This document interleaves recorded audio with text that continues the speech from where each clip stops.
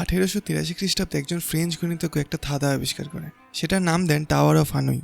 এই ধাঁধাটায় 8টা মাঝখানে ফুটোওয়ালা চাকতিকে একটা খুঁটির ওপরে ছোট থেকে বড় হিসেবে সাজানো থাকে, মানে সব থেকে বড় যেটা সেটা সবার নিচে, তার থেকে ছোট যেটা সেটা তার ওপরে, এরকম করে। এছাড়াও আরো দুটো আলাদা খুঁটি থাকে। ধাঁধাটা সমাধান করার জন্য সবকটা চাকতিকে একই ক্রমে অন্য একটা খুঁটিতে নিয়ে যেতে হবে, কিন্তু নিয়ম হলো চাকতিগুলোকে কোনো না কোনো খুঁটির মধ্যেই রাখতে হবে। যদি একবার চাকতি সরানোকে একটা দান হিসেবে ধরি, তাহলে একটা দানে একের বেশি চাকতি সরানো যাবে না।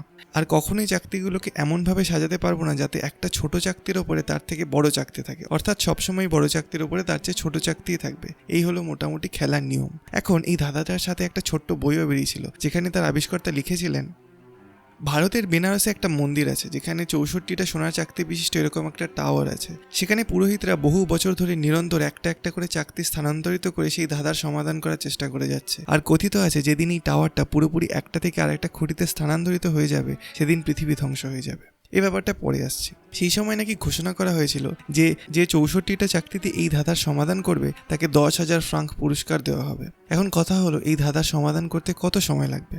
পাজলটা দেখতে এরকম। তাহলে যদি এখানে একটা চাকতি থাকে তাহলে তো একটা দানেই সমাধান হয়ে যাবে, দুটো চাকতি থাকলে 3, এবার 3টে থাকলে 7 দানে কমপ্লিট হবে, 4টে চাকতি থাকলে 15 দান লাগবে।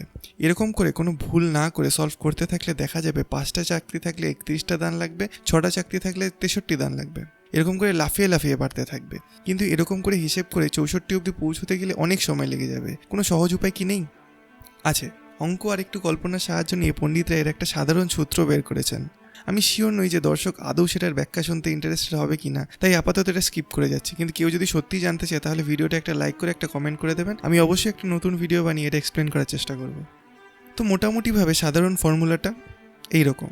এখানে এনের জায়গায় শুধু কতগুলো চাকতি ব্যবহার করেছি সেটা বসাতে হবে। যেরকম যদি 2টো চাকতি থাকে তাহলে 3টে দান হবে, 3টে চাকতি থাকলে 7টা দান হবে, এরকম করে হিসাব করে যেতে হবে। এখন যদি এখানে এনের জায়গায় 64 বসাই তাহলে 64টা চাকতির ক্ষেত্রে এই ধাঁধার সমাধান পাবো, অর্থাৎ 64টা চাকতি বিশিষ্ট টাওয়ার অফ হানুইয়ের সমাধান করতে কতগুলো দান লাগবে সেটা বের করতে পারবো।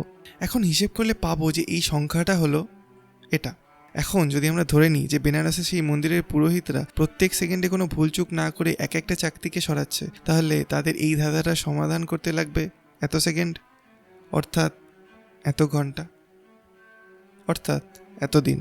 আর লিপিয়ারের কথা মাথায় রেখে আমরা ধরছি 1 বছরে 365.25 দিন থাকে, তাহলে এত দিনে হবে এত বছর।